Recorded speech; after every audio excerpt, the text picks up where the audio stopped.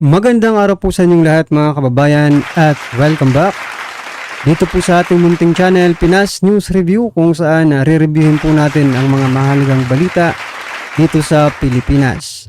Mga simpleng komento sa mga issue dito sa Pinas. At eto nga mga kababayan, grabe to. Breaking news, lahat nagimbal sa balitang ito. Senator Aimee na-shock. Nako, nga PBBM kumpirmado na. Yan po ang ating alamin at bibigyan ng komento mula po rito kay News Updates. Banat News Updates mga kababayan, nasa description po ang full video link ng video ito. Subscribe na po kayo. At kung bago ka pa lang at di pa po napag-subscribe sa ating munting channel, please don't forget to subscribe at i-click na rin po ang bell notification para updated ka po sa lahat ng ina-uploads nating reaction video. At ito na nga mga kababayan, no? Pero bago po natin simulan na pakinggan at panoorin ang video ito, eto, may share lang muna ako sa inyo mga kababayan about po sa naging sokona ni President Bongbong Marcos Jr. Itong si Senator Chis Escudero, talagang puring-puri, masakit man daw pero komprehensibo ang naging sona ni PBBM. Pero aminado siyang masakit. Ito, papakita ko po sa inyo. Basahin ko po para sa inyo. Ito, si Senator Chis Escudero. Sabi po ni Senator Chis Escudero, bagaman masakit mismo sa gobyerno niya. Tinutukoy po si President Bongbong Marcos Jr. Ang pag-amin sa mataas ang presyo ng bigas, mataas ang presyo ng bilihin, na tila may issue tayo sa kuryente, para sa akin ay komprehensibo. Ano ba talaga, Senator, ano bang naging comprehensive doon? Hindi nga napag-usapan yung para lutasin itong ito diba? Hindi na, ewan ko kung ako lang ang hindi nakapansin, mga kababayan, or ako lang ang hindi nakarinig. Binanggit naman na mataas yung presyo, pero what's next? Hanggang sa pagbanggit lang ba na mataas ang presyo ng mga bilihin, walang gagawin, walang resolusyon na gagawin, di ba? Yan po ang sinasabi ni Senator Chis Escudero. Komprehensibo niyang tinalakay ang bawat issue na kinaharap ng Pilipinas. Yan po. Sa palagay niyo po, komprehensibo ba 'yon? Ako nung nanonood ako, parang singaw hindi mo ramdam yung mga sinasabi doon sa SONA, hindi mo po mararamdaman sa totoong buhay. Tama po ba ako o mali? O tanggap ko naman kung mali ako. Pero yung po talagang pakiramdam ko hindi ko po naramdaman yung mga pinagsasabi. Kasi biruin mo, sinabi doon ipinakita pa nga siga doon Sabi 32%, nasa 32% na daw ng mga Pilipino ang naiangat nila sa buhay. Biruin mo mga kababayan, within 3 years, no? Naiangat na nila ang 32%. Kasi nangangalahati na sila Ibig sabihin, hanggang sa matapos po yung term nila, nasa 60+%. Kalahati yun ng kalahati ng Pilipinas, maiaangat na sa buhay. Ramdam nyo ba? Ang tanong, ramdam nyo ba? Ramdam nyo ba yung pag-angat natin sa buhay? Baka ikaw na yung tinutukoy. Baka ikaw yung tinutukoy na umangat sa buhay. Ang tanong, ramdam mo ba? Diba? So yan po ang natin dito kay Senator Chis Escudero sa komento niya, no? Inaano lang natin kasi parang may mali. Alam na po nilang ito ang problema, pero walang solusyon, diba? Hindi naman sinabi doon na ganito ang gagawin para maibsan yung mga pagtaas ng presyo, diba?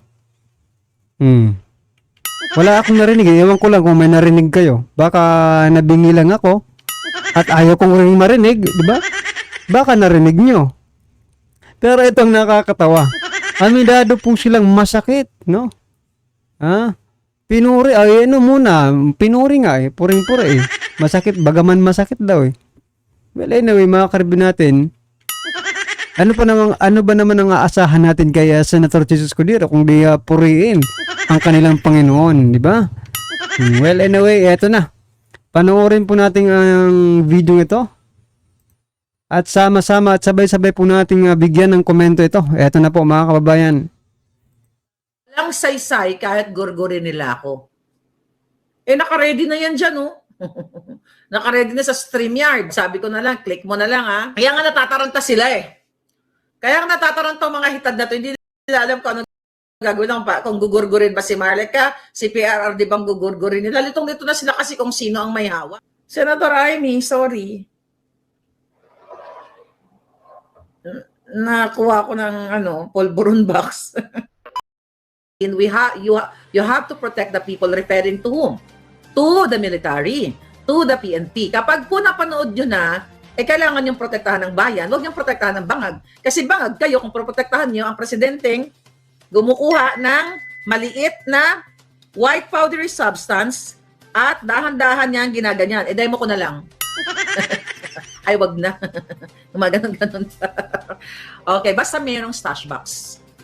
Okay? Nasa isang medyo ang mga eksena, okay? Ang mga eksena sa aking dun sa movie na yon, para siyang medyo madilim ang background, pero nakikita naman, very visible na siya talaga. Alam mo ba?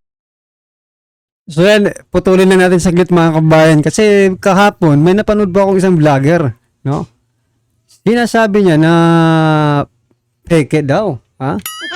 Peke daw yung AI lang yon mga kababayan, no? AI daw yung kasi hindi malinaw eh. AI lang yung ginamit. Tapos sinabi niya pa na alangan namang videohan ko pa yung sarili ko. Videohan ko pa yung sarili ko na gumagawa ko ng illegal, sabi niya. Eto lang pong masasabi ko sa'yo. Napakaganda pa naman ng mo. Paras tayong bigotilyo eh. Ha? O kung sino ka man. Eto lang masasabi ko, ang tanga mo talaga. Sinabi bang siya mismo nagsiselfie? Undercover nga yung nagkumukuha nun eh. Ha? Tapos sasabihin mong, alangan namang videohan ko pa to, gumagawa na akong illegal. Wala sa hulog yung mga nila mga kabay, yung mga rason nila. Ang hirap talagang ipagtanggol eh. Kahit kung ako ang magtatanggol sa sa taong yon, no, na nasa video, mahihirapan po ako eh. Ha? Mahirap kung makipag kung baga sa paninda, mahirap mong i-convince, no? Mahirap kang i-advertise na papaniwalain mo yung tao. Ha? Ngayon ay hindi totoo base po sa sinabi ng vlogger na ito na alangan naman mag-selfie pa ako. Habang ako, 'di ba? Mag-record ako ng video habang sinabi bang siya mismo ang nag-record? Undercover po. Di ba ito na yung sinasabi ni Agent Jonathan Morales? Ha? Ito na po yun eh. At balita ko, 4 yata itong 4 na video ito. Isa lang, trailer lang yung pinalabas muna. Oh. Hoy, yung vlogger nagsabi na alangan namang mag-selfie pa ako habang gumagawa ng illegal. Ang tanga mo. Bakit? Pinorensik na namin yung tenga, yung ilong, yung dito, yun 'di ba tayo, yung tawag dito, yung parang whatever, yung dito palangga, yung ilong niya medyo ngo pa, yung mga ganun. Yung parang guhit dito. Tapos yung yung dito, kuwang-kuwa, yung tenga kuwang-kuwa. Kasi for sure, ang depensa ng mga ito? AI yan, mga ganyan, 'di ba? Ito yan. Oh, naku si Marlica, huwag niyo paniwalaan yan. Kurong-kurong lang yan. Ganon yung mga kanilang mga ika-counter or pasinungaling. Well, sabi ko naman, nasa inyo naman yun.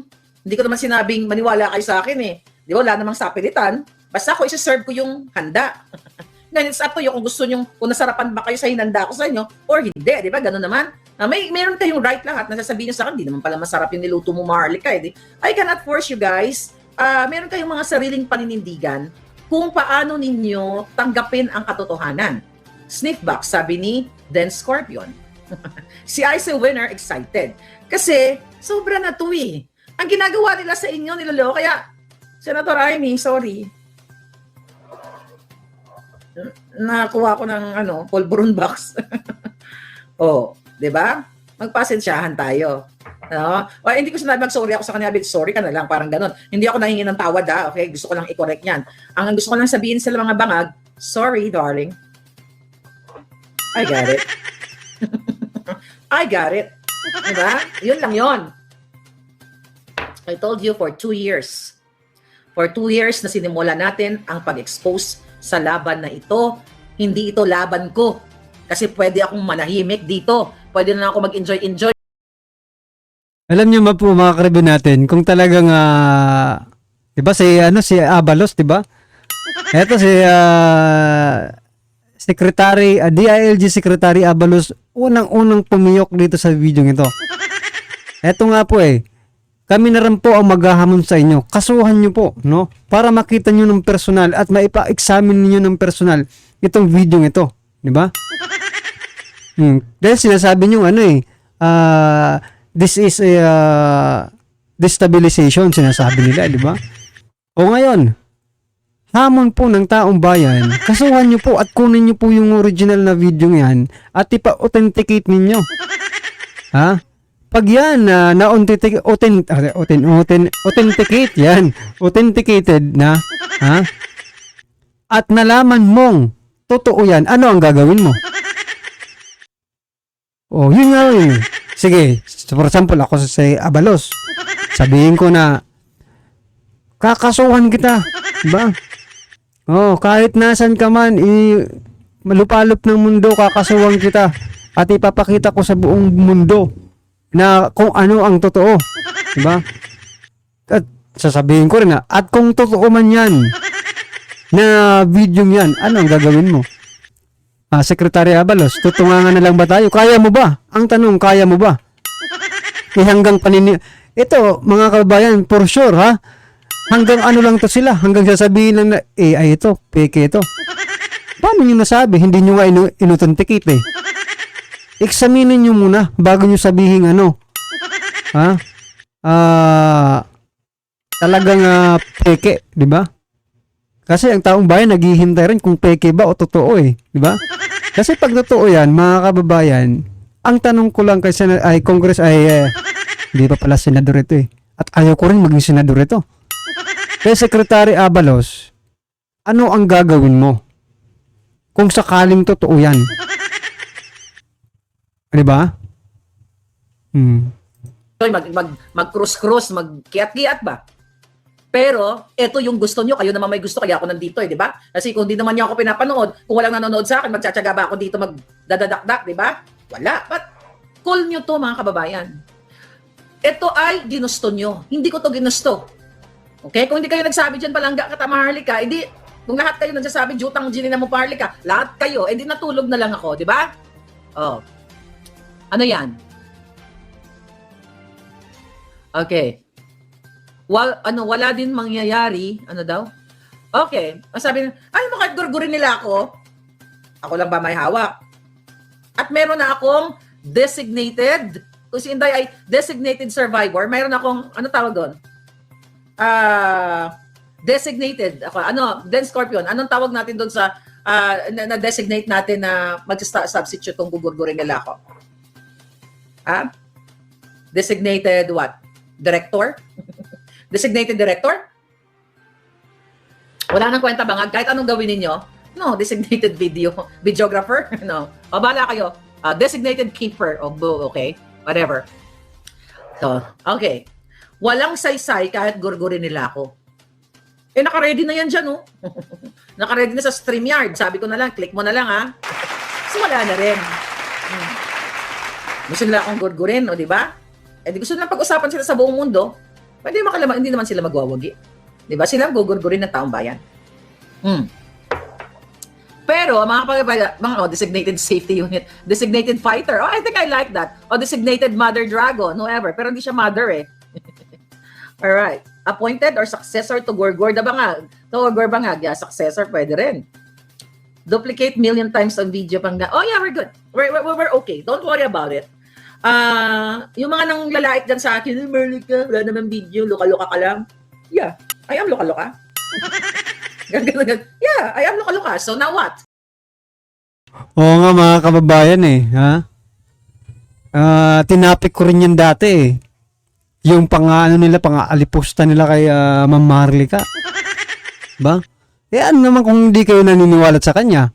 'Di ba? Hindi naman kayo yung gusto niyang maniwala sa kanya eh. 'Di ba?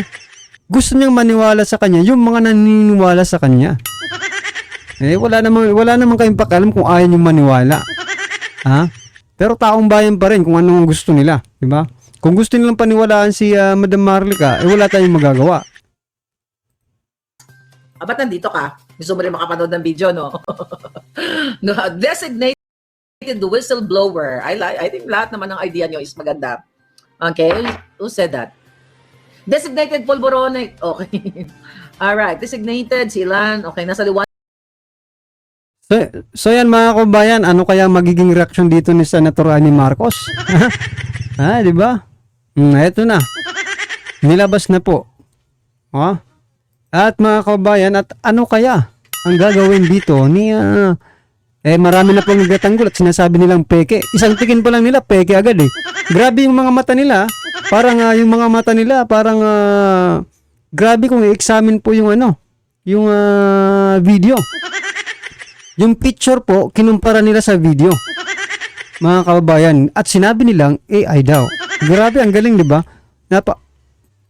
Nano eye siguro, nano eye, di ba? Yung nano. Pinakamaliit na yan eh. Basta.